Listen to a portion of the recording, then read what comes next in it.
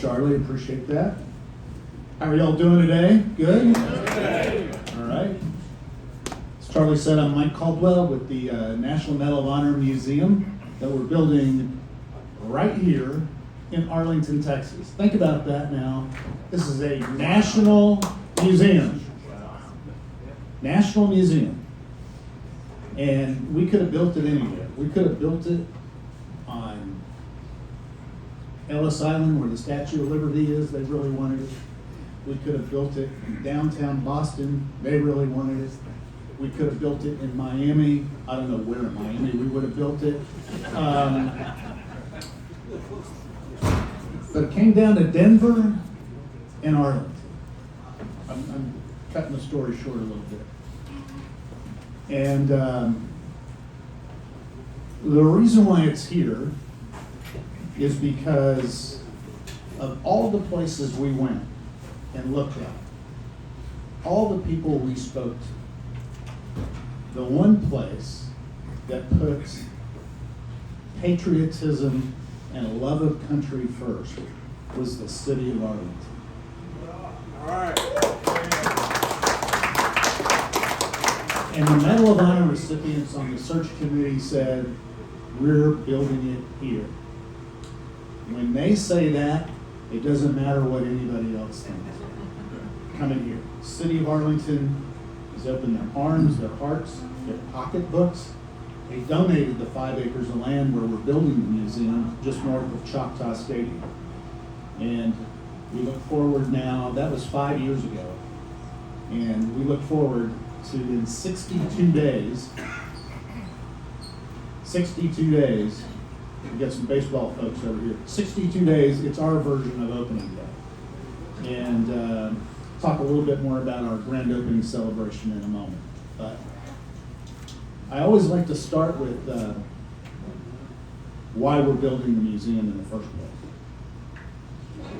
It's 2 reasons. Number 1 is to preserve the legacy of the Medal of Honor itself and the values that are embodied in it: courage and sacrifice, commitment, integrity, citizenship, and patriotism. Will be a biography museum. We're going to tell the life stories of the 3,526 Medal of Honor recipients. Where they grew up, how they grew up, the challenges they faced, why did they join the military. Of course, we'll talk about their military action in which they earned the Medal of Honor. And then what did they do with that medal when they came back home and continued service to the country? We're doing that for the second reason we're building the museum. When you read their stories, when you learn about them and their lives, you understand that they are ordinary people who in a moment of time, courage met circumstance, and they did something extraordinary. So we want every person who visits our museum to see themselves in some story we're telling and be inspired to do more extraordinary things in their lives too. Those are the 2 reasons why we're building the Medal of Honor Museum. I always got to talk about the history. The medal was signed into law by President Lincoln in 1861. Since then, more than 40 million of us have served in the United States military. We've had 3,526 Medal of Honor recipients ever. There are only 61 living today. 9 of those in the state of Texas, by the way, which makes Texas the most populous state for living Medal of Honor recipients. Indeed, everything is bigger in the state of Texas. 3 of them right here in North Texas, this population. So that's a bit about the history of the museum. And North Texas has a very strong tie to the Medal of Honor. So I'm going to tell a few flying stories, if you don't mind. Neil Kirby. I'm going to save the flying stories for last. Let me tell the other 2 first. Robert Law. He's from Fort Worth. Grew up in Fort Worth, went to high school in Fort Worth. Enlisted in the Army in the late 60s and 69. He's over in Vietnam. He's He's part of ALERT, Long Range Reconnaissance Patrol. They're out in the jungle, trying to keep a low profile, get ambushed. Then there's only 6 of them. They're ambushed by a pretty overwhelming force. He goes to the right of the flank, he's exposed to enemy fire, holds them off. They then come back together, and a grenade comes into the little area where they're at. He could have bailed. Behind him was a stream and jumped into it. Instead, he jumps on the grenade and sacrifices his life for his fellow platoon mates. He's killed and is awarded the Medal of Honor for that action. I tell that story because when we came here, when we located the museum here in December of 2019, we had zero medals of honor in our collection. The family of Robert Law made the first ever donation to us for a Medal of Honor, of which we were extremely honored to have that and very grateful. And today, because of that effort, which led to so many other doors opening for us, we now have 47 Medals of Honor in our collection that we'll have on opening day. We'll probably have more than 50 by opening day. So we're very happy about that. George O'Brien is a Marine Corps lieutenant in the Korean War. He's from Fort Worth, went to Texas Tech University, graduated with a geology degree, and finds him and his company at the bottom of a hill, strategic hill in Korea. And they've been bombarded all night, but they knew they were going to get an order to take the hill. And as dawn was breaking, they finally got the order after being bombarded all night. Well, who's the first one out of the foxhole? It's George O'Brien.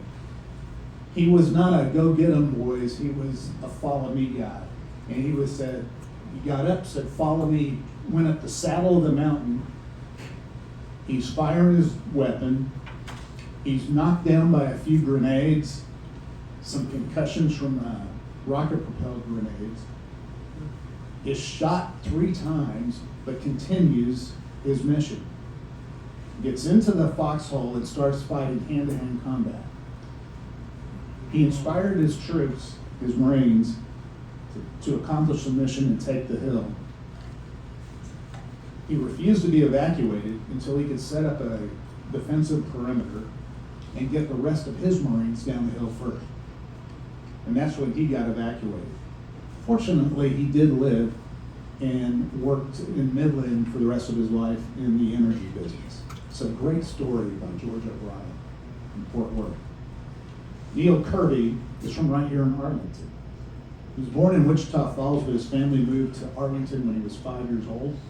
Went to UTA, and as the war was breaking out, he said he wanted to serve. So he got a flight school slot down at Randolph and flew P-47s in the Pacific Theater of World War II. He was leading a 4-ship over Wewak, New Guinea, kind of scouting it out. There was a Japanese base close by. And he was greeted by 40 enemy aircraft, him and his 4-ship. That's my Southeast Alabama map, that's 10-1, right? So he shoots down 2 of them immediately. A few of the others shoot down some, and then it's time, they beat feet. So it's time to go back, and then there's a re-attack from another several of the Japanese aircraft. They're low on fuel, he says, we're going in anyway. He shoots down 3 more, becomes an instant ace, and for his efforts was awarded the Medal of Honor. Unfortunately, about 18 months later, he was killed in another mission over Wewak. But one of Arlington's own,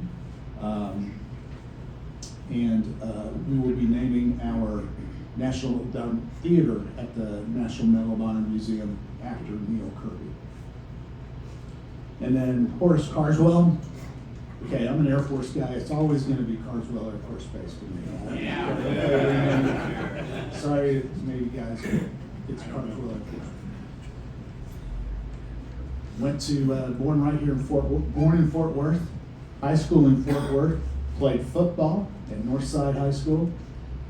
Started his football career down at Texas A&M. Played there 1 year. Entered the transfer portal. A lot of people who don't get that joke. I'm glad you guys did. Ended up at TCU and played at TCU. He's a short guy. His call sign is Stone. And he played on that team with some guy named Sammy Baugh. Remember? Yeah. So pretty good. Well, became a B-24 pilot, and he was on a single ship mission over the Sea of Japan. I'm sorry, South China Sea, and taking on a Japanese convoy. And they came in for a pass and did some damage, but didn't take out the biggest ship in the convoy. So he decides to come back around at a lower level, which is always a very dangerous thing because now they know you're there. And the B-24 got shot at really bad. He gained enough altitude to try to get it to dry land and have the rest of the crew bail out. Of the 9 crew members, 6 were able to bail out. His co-pilot was too injured to bail out, and his machine gunner chute wouldn't work.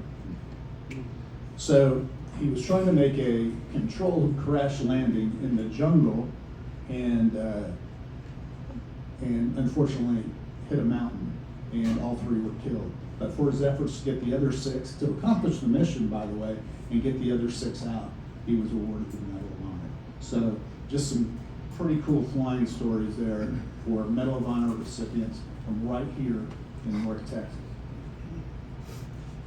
So we do have 3 distinct projects with the museum. Of course, we're building the National Medal of Honor Museum right here in Arlington, Texas. We are also building a monument, the National Medal of Honor Monument in Washington, D.C. So to do that, and you build it on the mall, Capitol Mall, it takes an act of Congress. Literally takes an act of Congress to do that. So in 2021, in the summer of 2021, the House voted 416 to 0, and the Senate voted 100 to 0 to allow us to do that. Think about this now. We're undefeated. How does that happen? And the president signed it into law in December of 2021.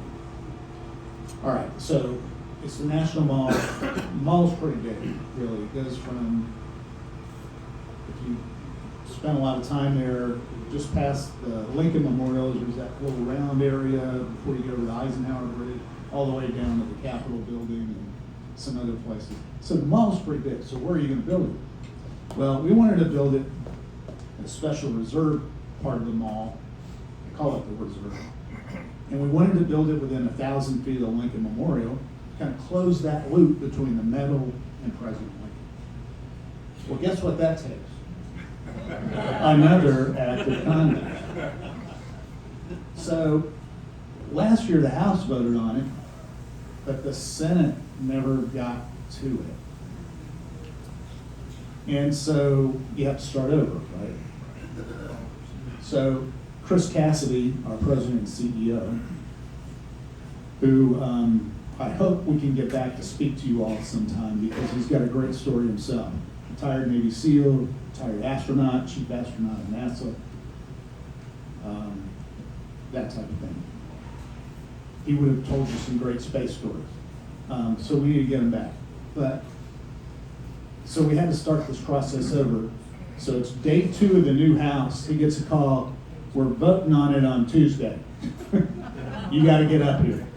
So that's what he's doing and why he couldn't be here with you all. And we expect the Senate to vote on it this time before our grand opening. And I've got a feeling the president will sign it into law pretty quickly. Oh, yeah. So we can build that thing where it needs to be built. We're also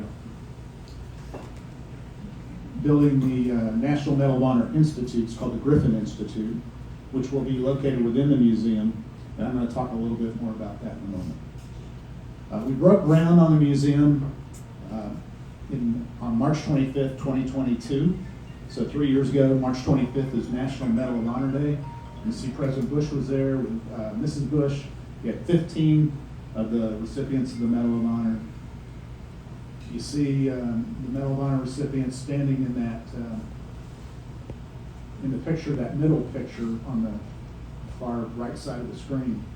That's in front of Flagship Valor. That's an American Airlines jet that Randy Stillinger from American Airlines and a bunch of folks from American worked on for 3 years to get it wrapped with Medal of Honor branded.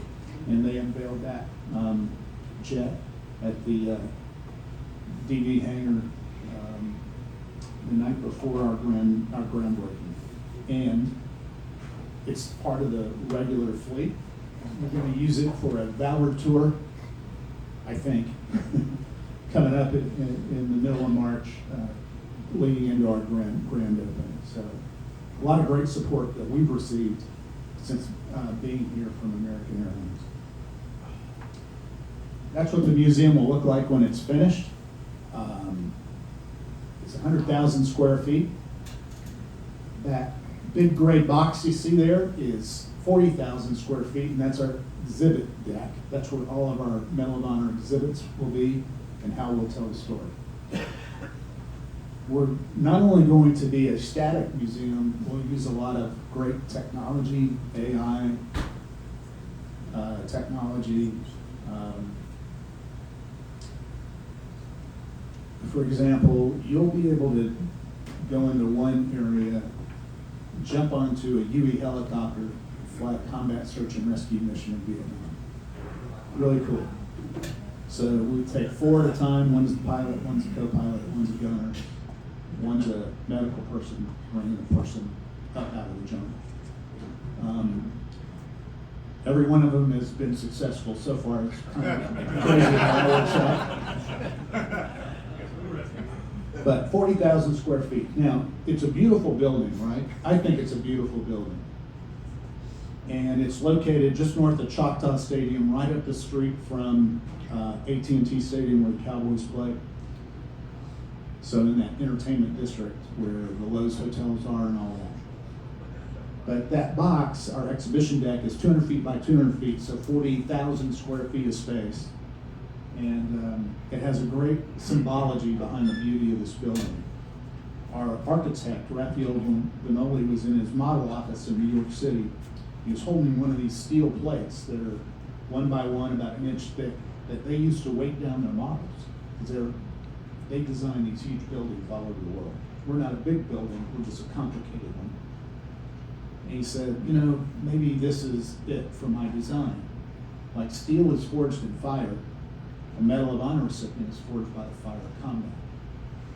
And it's heavy. It represents the burden that the person went through in earning their Medal of Honor, in the military action to earn the Medal of Honor, and then the burden that they had to continue to wear it with honor, character, and service for the nation. You see it's suspended in the air by 5, what we call mega columns. Those mega columns are about 50 feet high. And those mega columns represent the 5 military services that have awarded a Medal of Honor. So a lot of symbology behind the design of that great building. I told you we were building the National Medal of Honor Griffin Institute. It really has 3 centers of excellence for leadership for youth, for corporate business, government leaders, and a Center for the Elevation of Honor, which is more like a think tank. It'll tackle specific issues, and we'll bring people in to address those issues and that type of thing.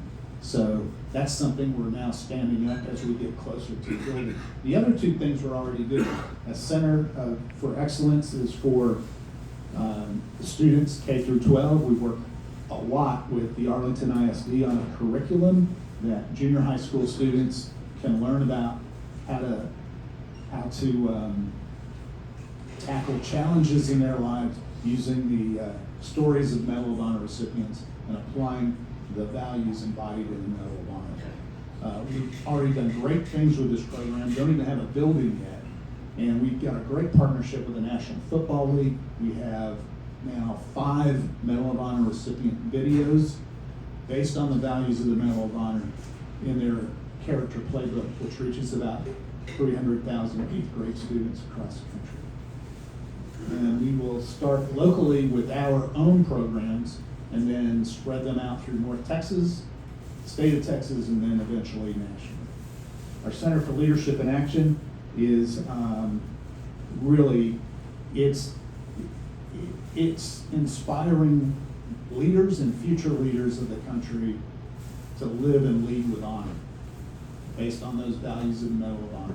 And we do a 3-day course, currently working with the Arlington Chamber of Commerce and their employees and members and taking them through a 3-day cohort. We've done about 6 of these already without having a building. If we bring it here to Arlington, we can take it on the road, but they are infused with all things about the Medal of Honor, why it's special, and how to use things like courage and sacrifice and commitment in your daily life as you're leading your business or governmental organization or other nonprofit. So really, really happy about the things that we've been able to do so far in the Griffin Institute. So when I think about elevation of honor, I think about these 2 guys. Major General Pat Brady and Sergeant First Class Webster Anderson. I'm going to start with Pat Brady. He was born in 1936 in a place called Philip, South Dakota. Anybody here from South Dakota? No. It's Philip with 1 L, and it has about 900 people. I said, do you ever go back? He goes, yeah, I do. I still got like 3 relatives there. He actually grew up in Seattle. He was a pretty good athlete. He was recruited out of high school to play football, college football, but he met this girl named Nancy who was going to the University of Seattle. They didn't have a football team. Said, do I want to go play football or do I want to go chase this girl? And he said, well, I'm going to go chase the girl, and went to the University of Seattle, but he had to join ROTC. He had no desire to join the Army, none. But he had to go in ROTC, of course, got a commission, became a helicopter pilot, and flew combat search and rescue, what we call dust off in Vietnam. Remember dust off pilot? One of the first ever dust off pilots in Vietnam, where you go into the hot zones and pick people up. He's a great guy. He's just over 90 years old now, but he's an energizer bunny to the core and very supportive of our museums, on a board of directors and that kind of thing. When I talk about recipient stories, I usually like to talk about them from memory. I'm not going to do that here because I can't do it justice. So I'm going to read part of this citation if you don't mind. Is that all right? Yeah. Major Brady distinguished himself while serving in the Republic of Vietnam, commanding the UH-1H ambulance helicopter. Volunteered to rescue wounded men from a site in enemy-held territory, which was reported to be heavily defended and to be blanketed by fog. To reach the site, he descended through heavy fog and smoke and hovered slowly along a valley trail, turning his ship sideways to blow away the fog with backwash from his rotor blades. Despite the unchallenged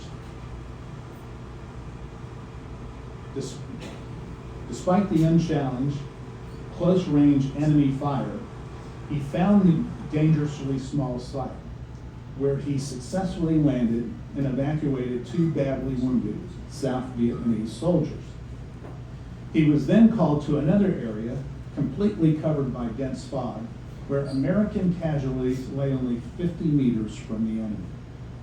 2 aircraft had been previously shot down, and others had made unsuccessful attempts to reach this site earlier in the day. With unmatched skill and extraordinary courage, Major Brady made 4 flights to this embattled landing zone and successfully rescued all the wounded.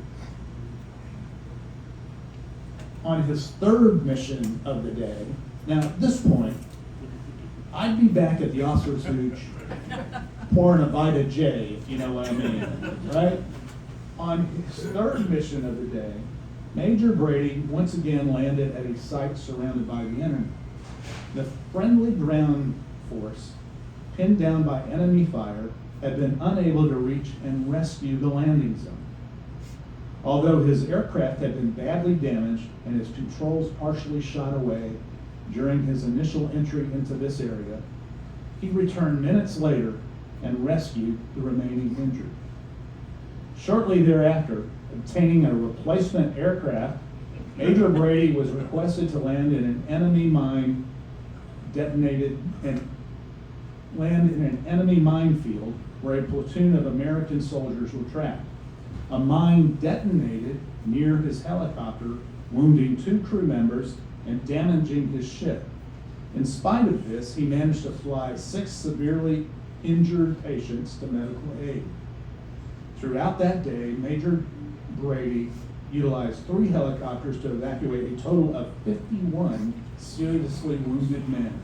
Many of them would have perished without prompt medical treatment.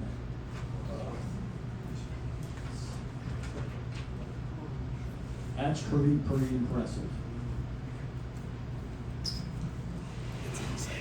And he will tell you 2 things. He was just doing his job, and secondly, I am the world's greatest helicopter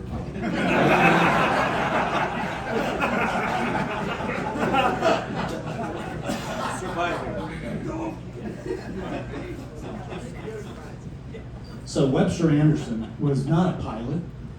He was a howitzer operator in Vietnam. He was born in Winnsboro, South Carolina, and actually joined the military from Winnsboro. In 1967, near Cam Tai, his unit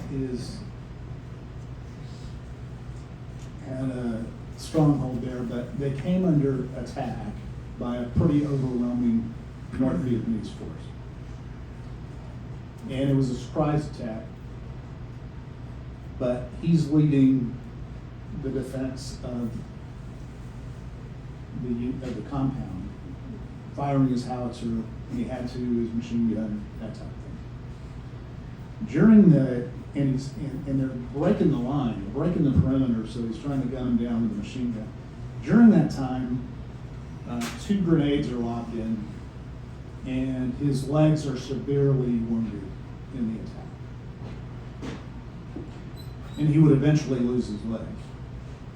But he's this big guy, big black guy. I mean, this really big guy. He props himself up and continues to fire the howitzer.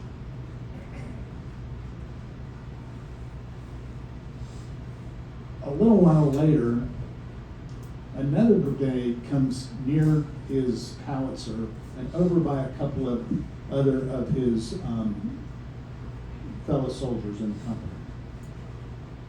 He somehow maneuvers over and picks up the grenade and throws it. And as he's throwing it, it detonates and takes off his right arm. He's continuing to fire with his other arm and refuses to be evacuated until everybody else is. And he inspires his troops, his fellow soldiers, to actually reverse the attack and defeat the enemy. And for that, he was awarded the Medal of Honor. So he had to be air-evac'd out. So here's a question. Who do you think picked him up?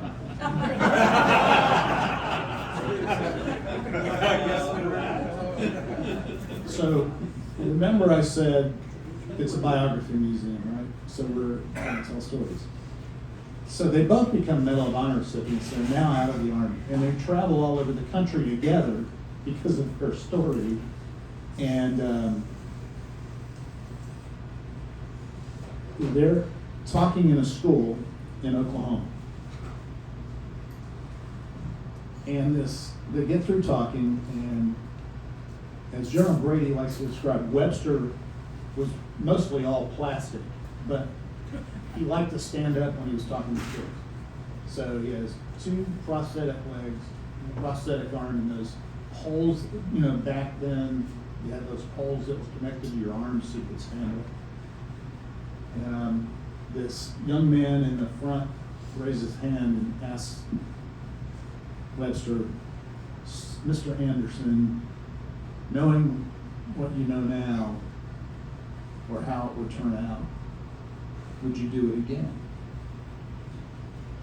And Webster looked at the young man and said, I only have one good arm left, but my country can have it anytime they need it.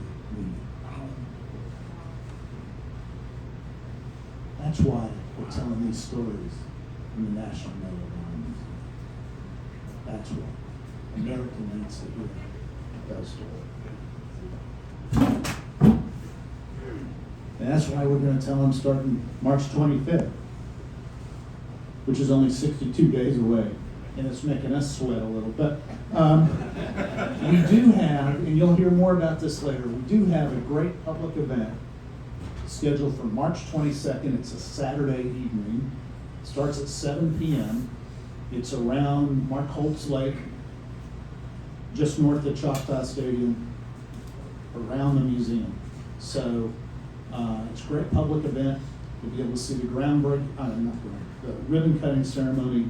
We'll have a lot of the major musical units from Washington, D.C. If you watched the inauguration yesterday, you saw most of them, including the Navy Glee Club who sang Battle Hymn of the Republic. Remember that? Yeah. Yesterday? Yeah. They're coming.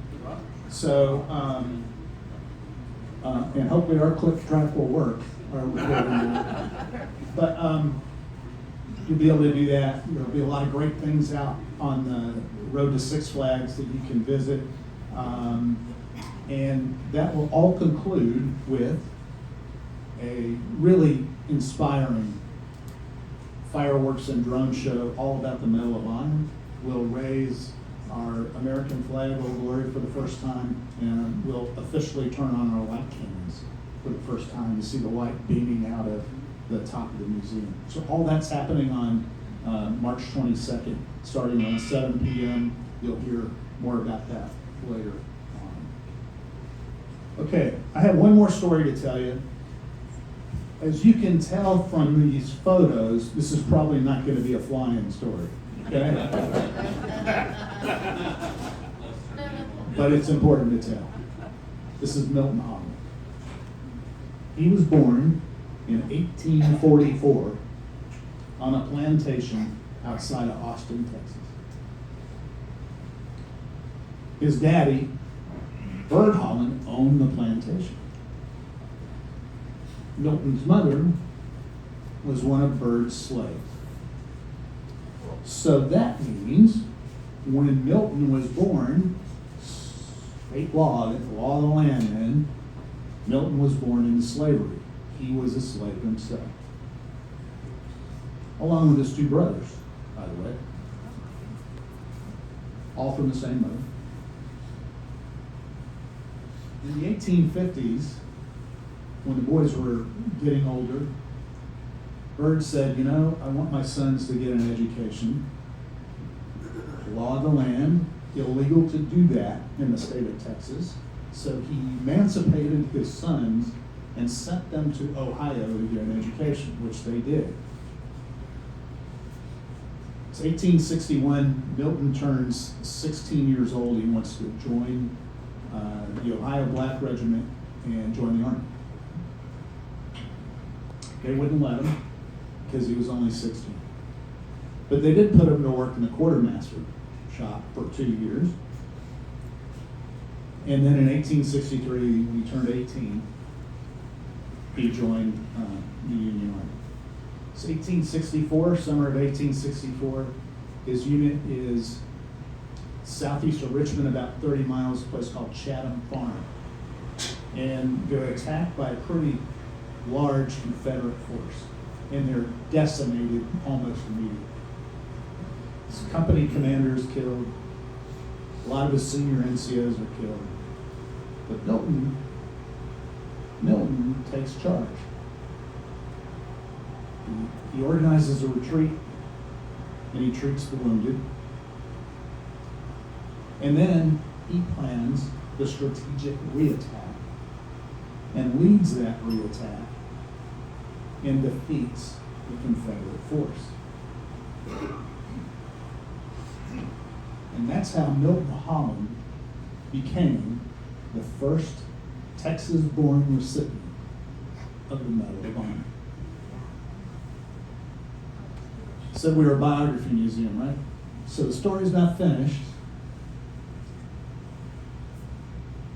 He's discharged from the Army in 1865, and he's then called up to Washington, D.C. by President Rutherford B. Hayes and his former regimental commander in Ohio to serve as an auditor for the federal government.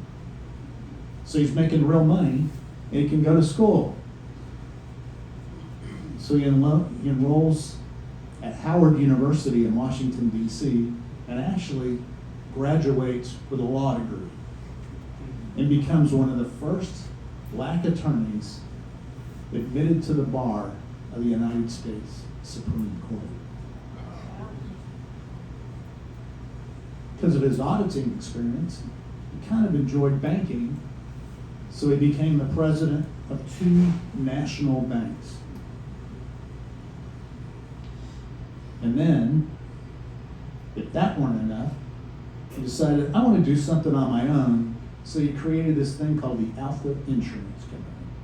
He became its first president and CEO. That story's 159 years old. And I say it's more relevant today than it ever has been. Because those are the stories that will inspire the rest of us to do extraordinary things too. Those stories that we'll be telling right here in Arlington, Texas, the National Medal of Honor Museum. Yet one more thing I want to show you, and then I want to ask for your help. Because I know you're going to ask me, how can we help you? Okay?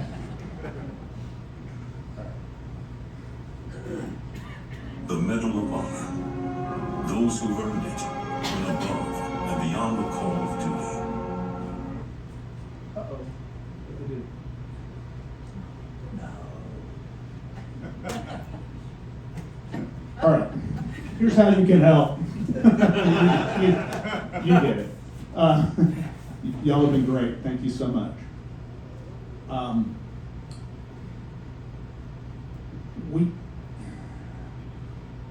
We've been very blessed here because we have great leadership. Charlotte Jones is our chairman of the board. Chris Cassidy is just a wonderful person. He's got a great resume. If anybody could have a head this big, it could be him.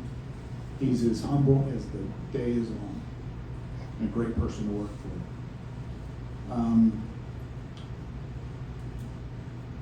Because of them, we've been very blessed. We've been able to raise a lot of money and almost complete our capital campaign, $286 million. But that funds the building of the museum and our exhibits and our operating costs through opening day. After that, we're on our own. We have a very small endowment. We'll have to start raising money for the endowment. What we need is members, museum members. And I'd love for y'all to consider joining the National Medal of Honor Museum. I was going to show you something on the screen, but I think my computer's battery has died. So, I have some flyers here. For the veterans, we have a specially discounted membership right now, $60. Look, $60, it's your entrance into the museum the first year we're open. You get a special preview day on March 24th, the day before we open, it's membership day. And then VIP invites to events, discounts on our merchandise, that kind of thing. So $60 for veterans, it's $199 for people who aren't veterans. I can get you a QR code for that as well. But same benefits, but that really helps us keep operating the museum. So if you're interested in that, come and see me. I'm more than happy to take any questions you might have about the museum or whatever else we're doing right here in the. You do that online too? You can. You can go online, mohmuseum.org. But the veterans thing doesn't come up online. I've got a thing here you can scan. It's a weird thing. Yes, sir, right here. Will you be able to give that veteran's card to anybody that wasn't in the vet, because we had to put up with all their stories all the time? I wish I could do that. Today only? I wish I could do that. I'm gonna give you, if you, I'm just, whoever wants one of these, I'm gonna give it to you, you can sign it, okay? I'm gonna go right back, I'm gonna go here and then right back there. Yes, sir. Are you a 501c3? We are a 501c3. Yes, we are. All right. Stand. Who is the most recent recipient of the award, and how old is that person? All right. So do you want living recipient? So we just, Both. actually, we didn't. Seven people were just awarded the Medal of Honor. 6 of them posthumously and 1 living. Before that, it was a really good trick question because the first person ever to receive the medal was Captain Jacob Parrott from, of course, Civil War, part of a little battle called Andrews Raiders. And then before these last 7 were awarded, people would ask me, well, who is the last one awarded? Yeah, well, it's 2 people from the Andrews Raiders. So the first ones and the last ones were the same battle. So it's strange how that happens sometimes. The last person to receive the Medal of Honor from like the War on Terror was Earl Plumley, an Army Ranger. So, great question. What year was that? It was 2 years ago that he received the medal. But we have a new living one.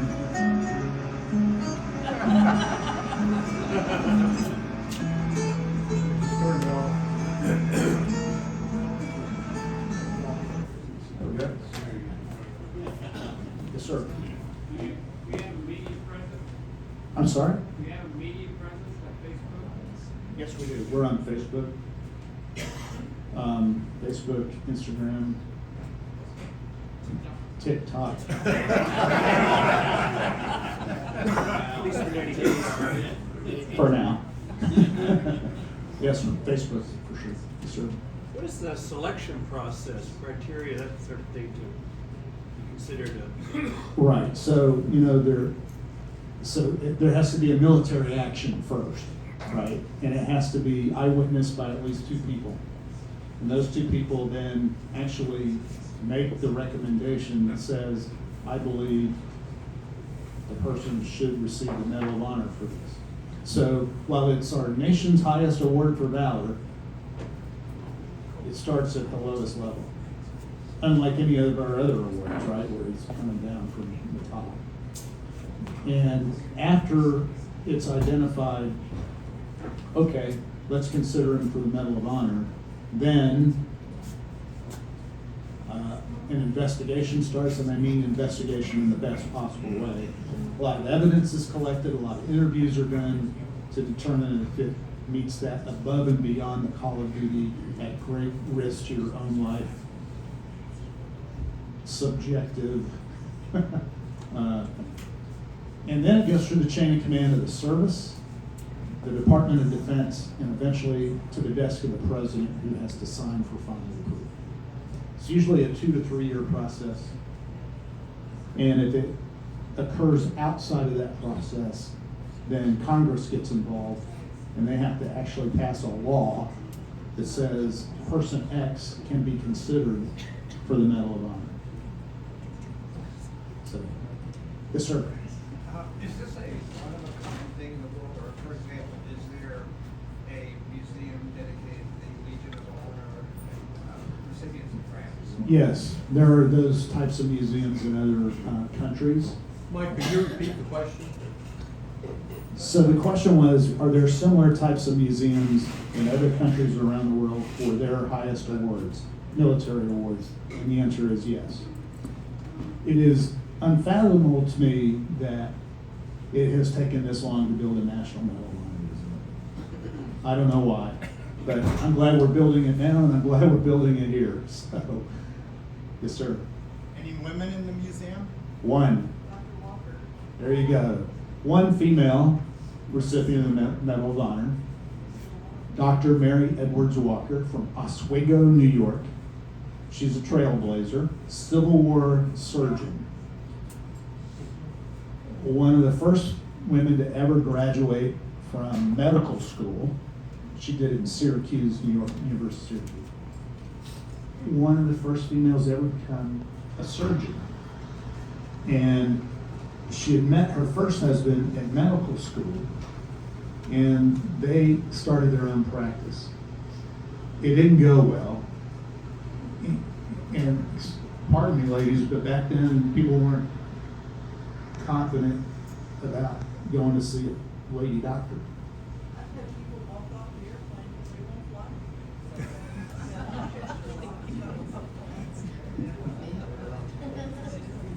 That's pretty Neanderthal. So she decided, well, the war had broken out. She said, I'm going to Washington to practice. And the Army wouldn't let her in. So she ended up working for the Treasury Department as a surgeon. She was still working on the wounded, working, but as a member of the Treasury Department. And then she got a contract for the Army to serve on the front lines, practicing medicine and performing surgeries, which she did very well. In harm's way, she actually was captured by the Confederates at one point and served for 4 months in a prisoner of war camp, was eventually traded in a prisoner swap. She was then commissioned after that and served through 1865, but for her efforts throughout the war, she received the Medal of Honor. It was actually rescinded in the early 1900s, along with about 100 others. And President Carter reinstated it in 1977. She never took it off, though. She said, I'm wearing this till the day I die. And she also wore pants. You know, women didn't wear pants back then. So she wore pants under her under her dress. And she said, I can't operate in a dress. So she was that kind of a person, very out front about the women's suffrage movement and equal rights for women, voting rights for women, that kind of thing. She was a real trailblazer. She is depicted in the museum. Yes, ma'am. You have volunteers, and would you like some volunteers? We always like volunteers, and we use them. We already use them. You can go to our website, mohmuseum.org, and there's volunteers slot. We answer all of them. Any other questions? Great. Well, it's always a pleasure to talk about the museum, but especially with you all. Aviation's always been a part of my life. My dad was a retired Army helicopter pilot. He actually was jet rated fixed wing rated, rotary wing rated, all at the same time. Flew combat search and rescue in the Korean War. He's a DFC recipient himself. Passed away, he was 97, he passed away 8 days ago at the State VA home in Yuma, Arizona. Had a great life, 97 years old. He was ready to go. But I always enjoy talking to my fellow airmen, and I mean airmen for all services. So it's great to be here, great to be with you. Come and see us at the National Medal of Honor Museum. If you're interested in joining,